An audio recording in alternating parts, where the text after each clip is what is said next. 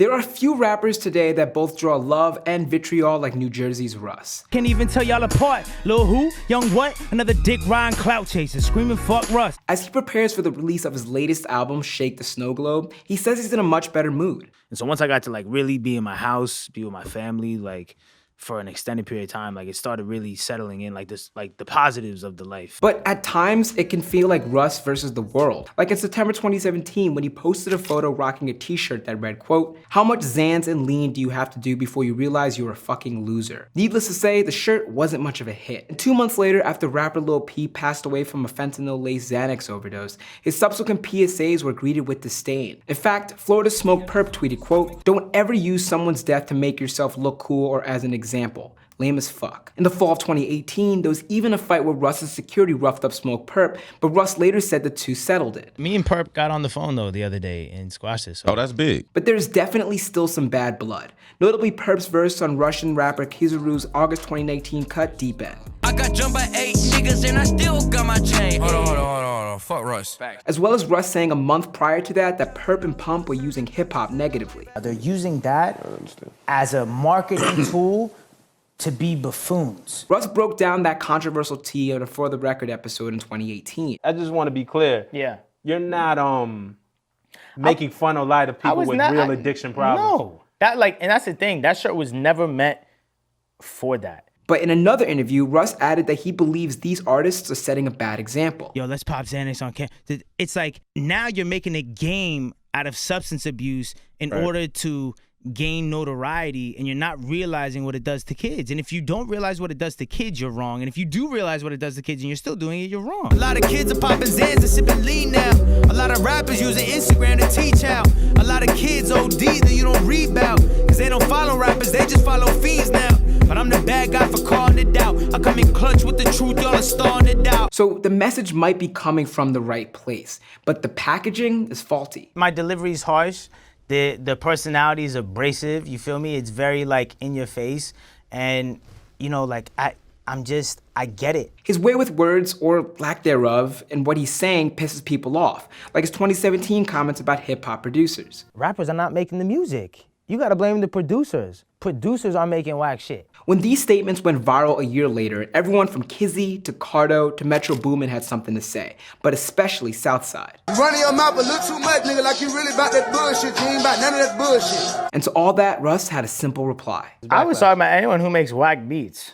So if you responded, I assume you think you make whack beats. And this comes from a man who considers himself a DIY pioneer. I put out 11 albums, produced by Russ, mixed master engineer, written by Russ. Russ is a successful artist with numerous platinum singles and many sold-out shows, a situation he's spoken about. I got the exact deal that I want. I think that's super important for artists to understand that, you know, go in there with leverage so you can dictate. You know, I went in and got a profit split. But even that is a little touchy. Why do you think that your success made certain people uncomfortable? Because I rub my success in people's faces.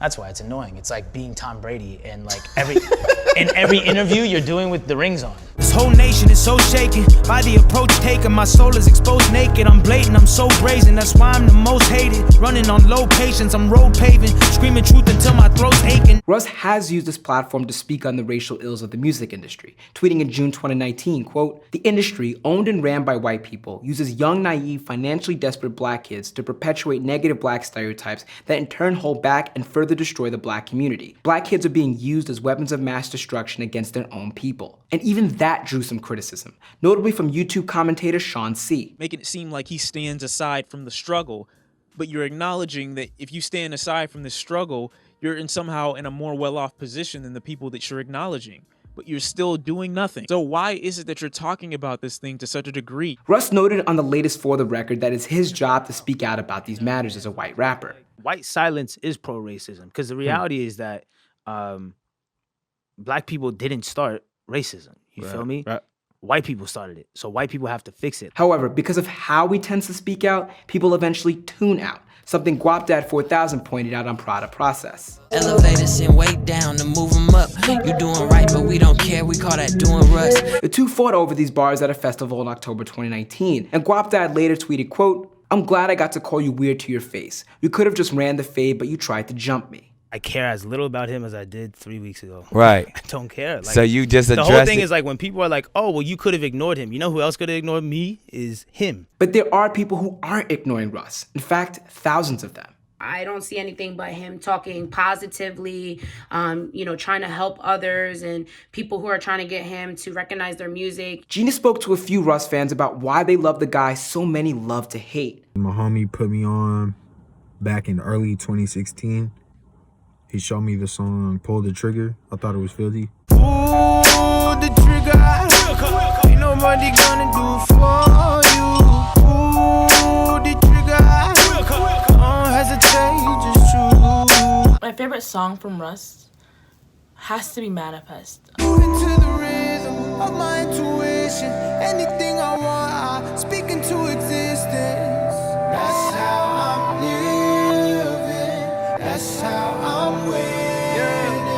They cite his positivity as one of their favorite aspects of Russ. Russ is always tweeting and advising people and telling people to fix their lives and all, which is the truth. I know people hate to hear the truth. And they turn a blind eye to the shade Russ receives online. He's obviously doing something right, so let those who hate, hate. And as Russ shared with us, to him, all press is good press. At the end of the day, I'm very, very grateful for my haters because it's like, y'all are my street team.